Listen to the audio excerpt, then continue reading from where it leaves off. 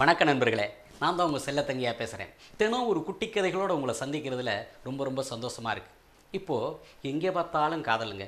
பட்டணத்தில் காதல், பட்டிக்காட்டில் காதல், காலேஜில் காதல், பள்ளிக்கூடத்தில் காதல், ஆத்தங்கரையில் காதல், குளத்தங்கரையில் காதல், வயக்காட்டில் காதல், கொள்ளக்காட்டில் காதல், டிவிலையும் காதல், சினிமாவிலையும் காதல், இளையோர் மனத்திலும் காதல், முதியோர் மனத்திலும் காதல், இணையதளத்திலும் காதல், எல்லா களத்திலும் காதல், சிறுசுகளுக்கெல்லாம் பிடித்த காதல், பெருசுகளுக்கெல்லாம் பிடிக்காத காதல், உறுதலை காதல், இருதலை காதல், தருதலை காதல், மறுதலை காதல், விடுதலை காதல், படுகொலை காதல், இப்படி காதலில் எம்பூட்டு வகை இருக்குது. அப்படிப்பட்ட காதல் மனுஷனுக்கு தேவையா தேவையில்லையா அப்படிங்கிற ஆராய்ச்சியை பற்றிய கதை தாங்க இன்றைய குட்டி கதை. ஒரு குண்டான கழுதையும் ஒரு ஒல்லியான கழுதையும் தனியாக சந்தித்து பேசிக்கிச்சான். ஒரு குண்டான கழுதையும் ஒரு ஒல்லியான கழுதையும் தனியாக சந்தித்து பேசிக்கிச்சான்.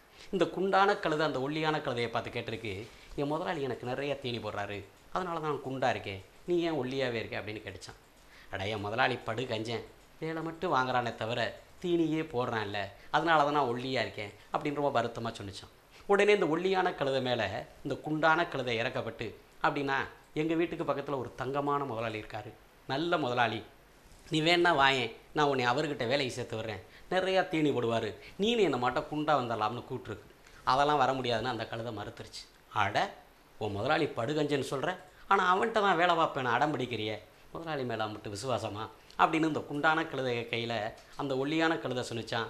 அப்படியெல்லாம் ஒன்றும் இல்லை, என்ன தான் என் முதலாளி படுகஞ்சனாக இருந்தாலும், என்ன தான் என் முதலாளி படுகஞ்சனாக இருந்தாலும் அவன் வீட்டில் அவன் ஆசையை வளர்த்த ஒரு அழகான பொண்ணு இருக்கா.